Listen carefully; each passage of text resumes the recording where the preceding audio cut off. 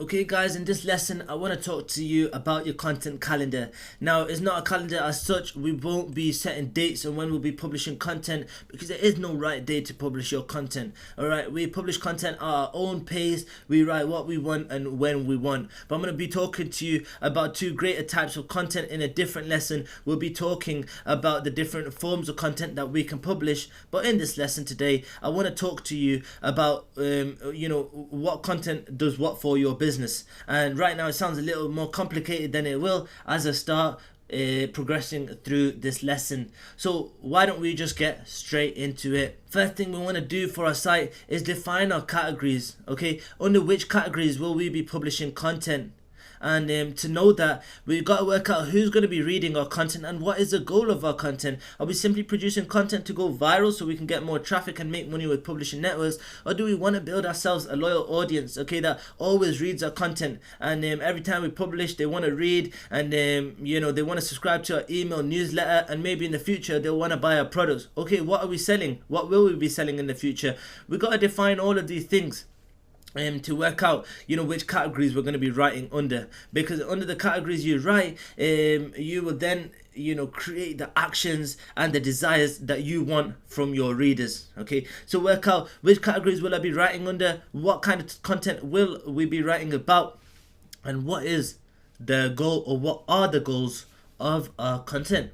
We got the brand builders and we got the money makers. All right, with the brand builders, we attract targeted visitors for our brand. We educate and engage with them, but they're harder to scale and easier to retain. Okay, these readers are easier to keep on our site, but they're harder to scale. They might cost us a bit more money, or we might have to get a bit more technical with our paid and organic campaigns. With our money makers, the simple focus is the viral potential. Okay, we want them to go viral. They got to be interesting and entertaining. Now these are easier to scale, even likely easier to make money with in the short term, but they are harder to retain. Okay, these readers will read once, they'll share once, but they probably won't remember your brand, they won't remember your name, and they most likely won't be back to read more content on your site unless you hit them with another ad.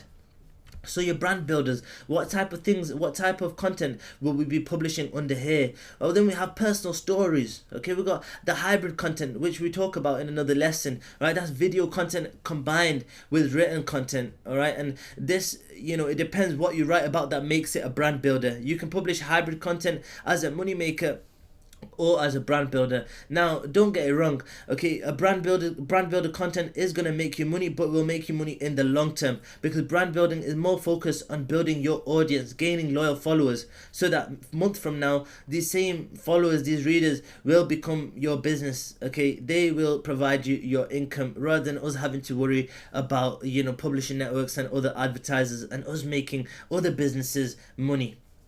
Okay, so our brand builders is all focused on raising awareness to our brand, spreading our vision, and building our audience. Okay, and we can do that in using any form of content, and it's just more about what we write about. Okay, and those will more likely be experiences, stories, case studies, discoveries that we've made. All right, personal thoughts and opinions, and they come in the form of hidden sales pitches. All right, we'll write up content that in the end all leads to one greater goal: gaining their email or gaining their custom. We can use questionnaires and quizzes, but all tailored to our brand, so that we can gauge certain decisions and actions from our readers. We can do product reviews, all right, write about products that we're releasing, or the market, the competition, and we can review them in the form of video or articles. And all of these things affect and help build our brand, raise more serious awareness to a brand, rather than the money makers, which sure will bring exposure to a brand, it will bring us readers, but these readers are very likely to not stick around. Okay, and the brand building content is based on personal targets. Okay, the amount of email leads you want to acquire, the audience you want to build, the customers you want to create, the products you want to sell.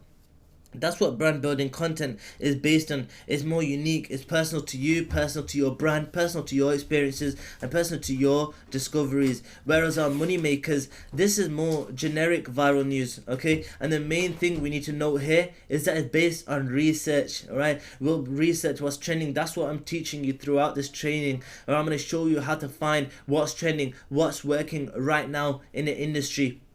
Okay, what's making people money right now? And I'm going to show you all of that. I'm going to teach you that stuff, and I'm going to show you how we take that content that's working for other people and republish it as our own, ensuring that it still maintains a great value, great uniqueness, and published to a high standard. And all of that can be published in the form of slideshows, quizzes, once again, articles, and like I said before, hybrid works anywhere. Hybrid content is a powerful form of content, video combined with article, and when we carry out our research, we will find a lot of successful, profitable content that is published in the form of hybrid. Okay, it's written and video combined.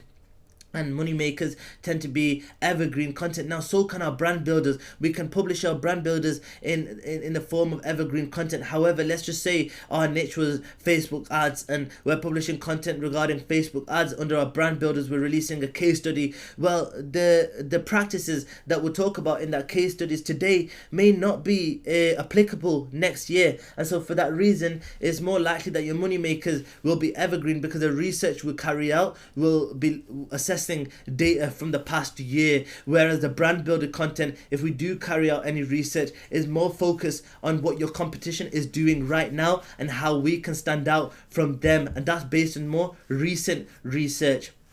Okay, so the money maker content is obviously more easier to publish, but the brand building requires a bit more thought, but in the long term proves more valuable than any other type of content.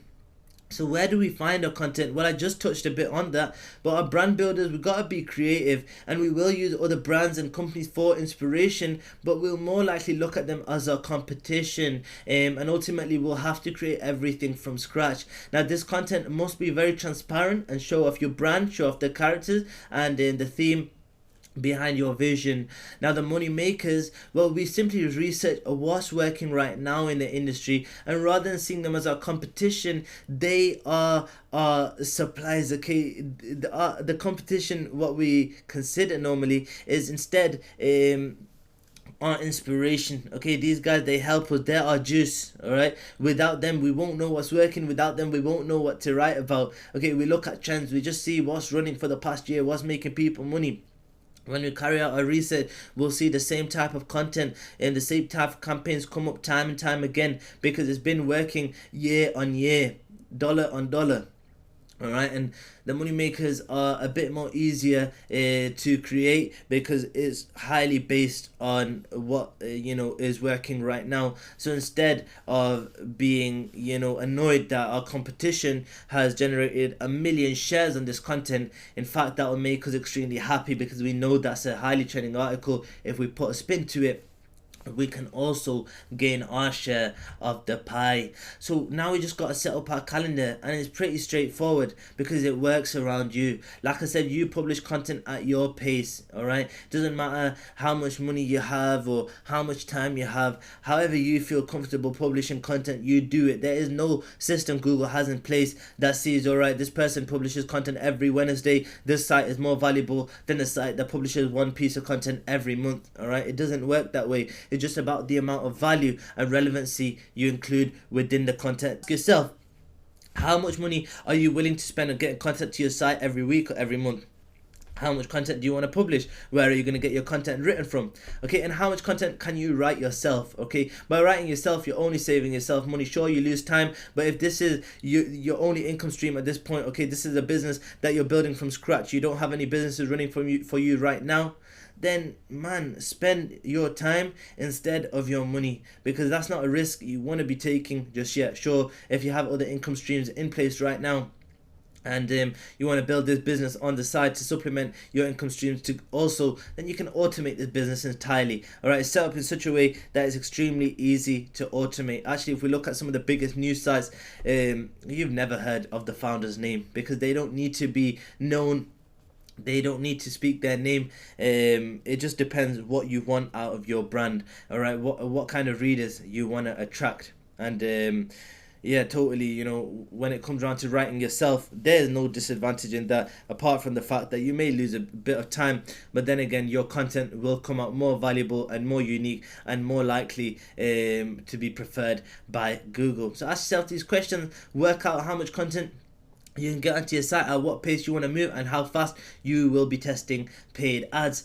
And really, that's it. Get straight into it. Define all the questions that I asked you throughout this lesson. Really look over it, work out, what pace you want to move, how much brand building content you're going to produce.